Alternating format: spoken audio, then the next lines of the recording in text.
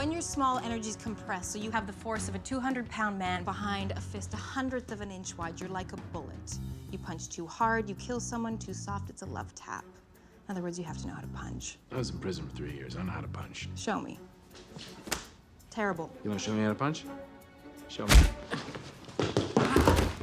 That's how you punch. What's up, YouTube? DMLX today here to do my quick review on Ant-Man. Just saw it yesterday. It's definitely one of the best Marvel standalone films to date.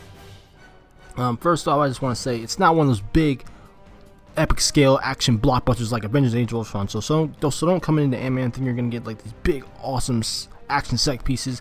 It's a heist film. That's the way it stands out. It actually has that tone of a heist film. You know, it goes over the layout, the plans of what they're gonna do to break into Pym Tech. So that's what really makes it stand out from the rest of the Marvel films. The power of Ant-Man is really cool. The way they use it, the way he fights, the way he infiltrates facilities, that type of thing. I like that setup. And, you know, the way he the way he's using his powers in combat. It's pretty cool. And Michael Pena is the show stealer in this movie. Like, he's so funny. You think he's gonna be like one of those annoying characters that just won't shut up, like Kat Dennings' character in Thor, but this one actually works. It's fantastic. When you guys see the movie, you're gonna know what I'm talking about. And the humor is actually, like I said, it's executed very well. Not just through Michael Pena, but the other supporting cast and the main cast members. So it's really nice to see humor that actually works and doesn't seem a bit overused and annoying like in Iron Man 3. That's just my opinion.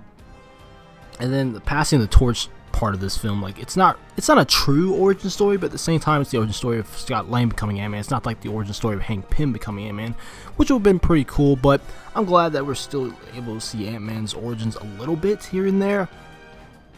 So we get some cool flashback sequences of a younger Hank Pym meeting with Howard Stark and Haley Atwell's character, dang, I forgot, Agent Carter, that's what it is. So that was pretty cool, seeing some cool flashbacks here and there, seeing a young Hank Pym in action with the Wasp. Actually, that's pretty cool.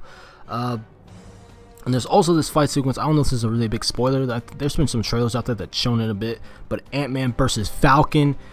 Oh, that was a cool fight. You know, seeing Ant-Man fight against one of the Avengers, it's pretty cool. I mean, it was Falcon, so he wasn't that hard to deal with. I mean, even then, I still think Ant-Man could have taken on Captain America, Vision, or maybe not Vision. Vision would be a tough one, but I'm glad they at least fought one of the Avengers. You know, they really did good job of tying in some, you know, the Marvel Cinematic Universe in this film.